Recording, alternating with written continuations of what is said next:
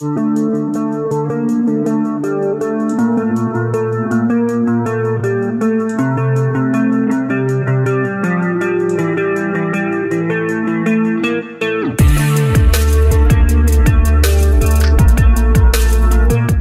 Turquie est un État du Proche-Orient, limité au nord-est par la Bulgarie et la Grèce. Elle est la 7e place de l'économie mondiale, donc est un pays riche. La Turquie est un pays majoritairement musulman, estimé à 83%. Pour en savoir plus, nous accueillons Joseph. Bonjour Joseph. Bonjour. D'après le gouvernement turc, vous seriez vus comme des étrangers. Comment l'avez-vous vécu ? Quand on vit une discrimination dans n'importe quelle situation, c'est sûr qu'on le vit mal. Pour en revenir un peu à l'histoire, depuis l'Empire ottoman, le gouvernement turc est nationaliste et raciste envers ses citoyens non musulmans. Une grande partie du peuple l'est également, hein, ça c'est pas un secret. Donc moi je suis venu en France à l'âge de 13 ans. À cet âge-là, c'est vrai qu'on reste protégé par l'enfance, par l'innocence, par l'ignorance. Mais malgré cela, je me souviens d'être insulté par d'autres de mon âge de fils de Gavour. Gavour, c'est un mot qui est utilisé depuis les Ottomans pour insulter et rabaisser les non-musulmans et particulièrement les chrétiens. Pour en revenir, je vais plus parler un peu de mes grands-parents, mes parents qui ont dû plus souffrir que moi parce que comme je disais, j'avais que 13 ans. Pour l'anecdote, mon grand-père maternel est un rescapé du génocide arménien en 1915. Il a été déporté de sa ville Istanbul vers l'est du pays pour être exécuté. Il a été égorgé et laissé mort parmi les autres. Par chance, il n'était pas mort, il était juste blessé et il a été sauvé par les Arabes du sud-ouest de la Turquie en fait, qui venaient pour piller les morts. Mon grand-père a eu la chance d'avoir ces Arabes qui venaient piller pour lui sauver la vie, quoi. Et parallèlement, ma mère me raconte encore, de temps en temps, les événements qui sont passés le 6 et 7 septembre 1955. Elle a vécu, elle avait à peine 18-20 ans. Ces événements représentaient que les Arméniens, les Grecs et les Juifs d'Istanbul ont été victimes de pogroms. C'est un génocide, destruction, pillage, viol, et voilà le mot pogrom, ce que ça veut dire. Mon grand-père, qui tenait un magasin de droguerie, avait préparé des bouteilles d'acide pour protéger sa famille et sa maison. Ces bouteilles, il les avait mis devant la fenêtre qui était au premier étage et il était déterminé à les utiliser, à les verser contre les personnes qui voulaient venir casser sa maison et puis faire du mal à sa femme, à sa fille ou piller la maison, quoi. Voilà. Heureusement que mon grand-père était quelqu'un de respecté dans le quartier. Quelques jeunes Turcs qui se trouvaient dans le mouvement, en fait, qui ont empêché les casseurs de venir détériorer la maison de mon grand-père, en disant que le grand-père, c'était un des leurs. Voilà. Mais ça n'a pas été le cas des autres chrétiens, quoi, malheureusement. On a su, en fait, une fois qu'on était en France, je pense que ma mère voulait nous protéger. C'est pour ça qu'il nous avait pas tout raconté quand on était jeune ado. C'est sûr qu'après, moi, j'ai vécu ça de mon côté quand j'étais là-bas. Chaque fois qu'on m'insultait, j'étais pas content. Quand on allait à l'église, on pouvait pas mettre les croix sur les vêtements, on se cachait. Vivre dans cet état-là, c'est pas quelque chose qui était agréable, quoi. À vos 13 ans, vous avez quitté la Turquie pour venir en France. Comment l'avez-vous vécu sur le moment ? Dans les années 70, quand j'étais à l'école primaire au collège et en Turquie, on était tous avec des uniformes.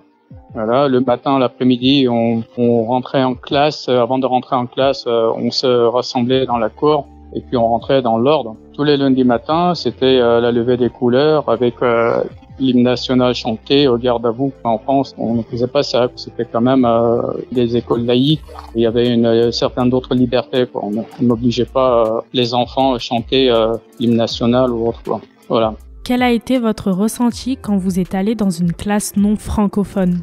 Quand j'étais dans la classe non francophone, c'était difficile, hein. C'était au début, c'était un peu l'isolement parce que dès que je suis arrivé, je parlais pas le français bien sûr, et puis la maîtresse parlait que français, Et sachant que tous les autres élèves étaient des non-francophones également. Il y avait des élèves de différents pays, il y avait des Portugais, des Espagnols, il y avait même des Coréens, des Maghrébins, il y avait d'autres Arméniens qui venaient d'Arménie aussi. Au début, c'était pas mal difficile, c'était carrément l'isolement un petit peu pendant quelques jours. Et puis au fur et à mesure du temps qui passait, en apprenant les mots et tout, il y a eu une communication qui a pu se créer avec d'autres élèves et tout, puis ça allait en crescendo de mieux en mieux, quoi. Est-ce que ce changement de pays vous a obligé à laisser tomber vos projets, scolairement parlant?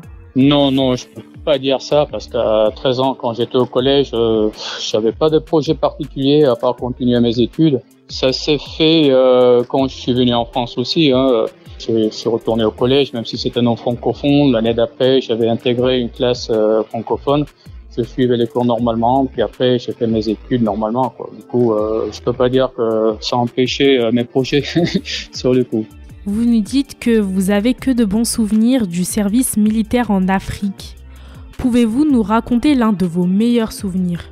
Quand j'ai fait mon service militaire, je l'ai fait en Côte d'Ivoire en fait, pendant 2 ans.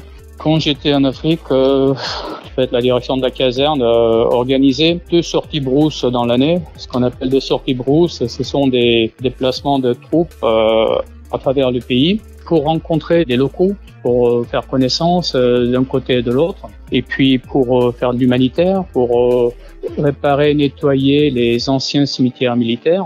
Ça consistait à ça, les tournées brousses. J'ai eu la chance d'en faire 2, en fait, pendant mon séjour en Côte d'Ivoire, dont le deuxième que j'ai effectué. Dans le planning, était organisé de s'arrêter dans le village natal des chefs d'état-major des armées ivoiriens. Donc, c'était pas quelqu'un de non connu, c'était quelqu'un de très important et militairement et politiquement. Quand on est arrivé dans ce village-là, sachant qu'il était présent aussi, bien sûr, dans son village, c'était vraiment une grande fête. Une grande fête, mais avec la musique traditionnelle, les costumes, le banquet. Ça a duré la journée, plus une grande partie de la nuit. Et ça, c'était un moment qui m'est resté dans ma tête, parce que ce n'était pas quelque chose d'artificiel qu'ils faisaient. C'était vraiment leur tradition. C'était pas pour les touristes, c'était pour un de les leurs, plus nous, les invités. C'était un de mes meilleurs souvenirs en Afrique, pendant le service militaire. Votre confort a été meilleur en France ou en Turquie? En Turquie, on ne manquait de rien. On n'était pas spécialement riche, mais on ne manquait de rien. C'est vrai qu'on avait un certain confort. En arrivant en France, on avait perdu un peu de notre confort suite, entre autres, la valeur de la monnaie turque, le livre, contre le franc. À l'époque, c'était le franc encore, avant d'être l'euro. Et c'est sûr que pour nous, tout était trop cher. Quand il a fallu louer un appartement pour héberger et tout, mon père avait trouvé une petite pièce dans une vieille maison pour pouvoir héberger. C'est sûr qu'au départ, on était 3. Il y avait mon frère, ma tante et moi-même. On a vécu 1 an dedans. Ça allait à peu près, on va dire. Puis au bout d'1 an, quand il y a mes parents qui sont arrivés en France aussi, du coup, on s'est trouvé à 5. Ça commençait à être un peu plus compliqué quand même sur une petite surface. Mais c'était des sacrifices qu'il fallait faire pour avoir une meilleure vie après, quoi. Voilà, on pouvait pas dépenser tout l'argent que mes parents m'avaient amené de Turquie, leurs économies, dans un petit laps de temps, quoi, en fait. Il fallait que ça nous fasse vivre pas mal de temps avant de trouver un travail pour mon père, pour ma mère, pour mon frère après, voilà. C'est sûr qu'en arrivant tout de suite, on avait perdu pas mal de confort.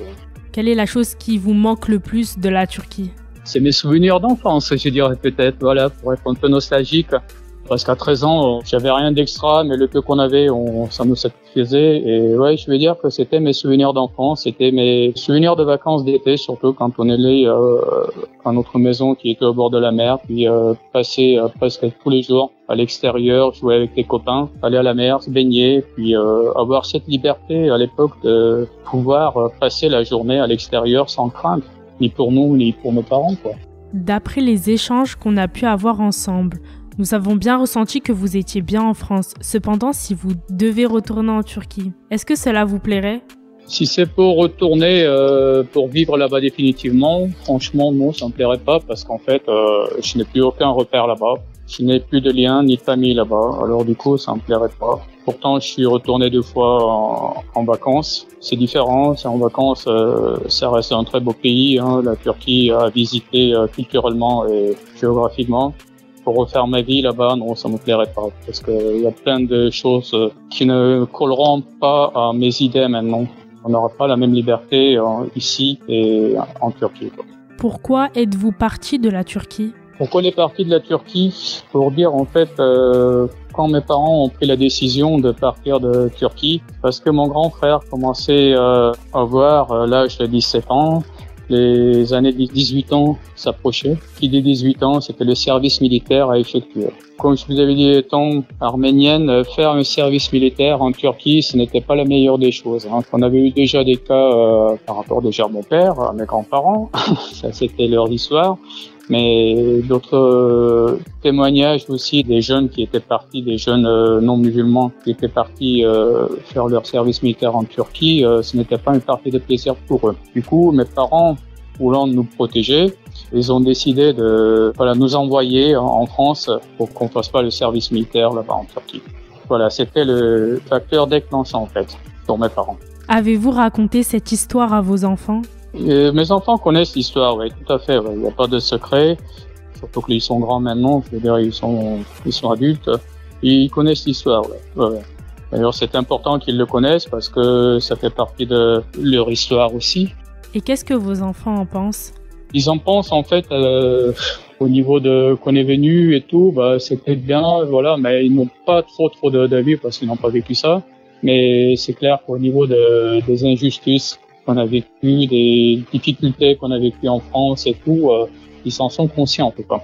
Et c'est sûr que quand mes parents ils ont à l'époque décidé de venir, c'était encore plus difficile pour eux que pour nous. C'est quelque chose d'inoubliable et on peut pas oublier ça, quoi. Le sacrifice qu'ils ont fait pour sauver leurs enfants, quoi.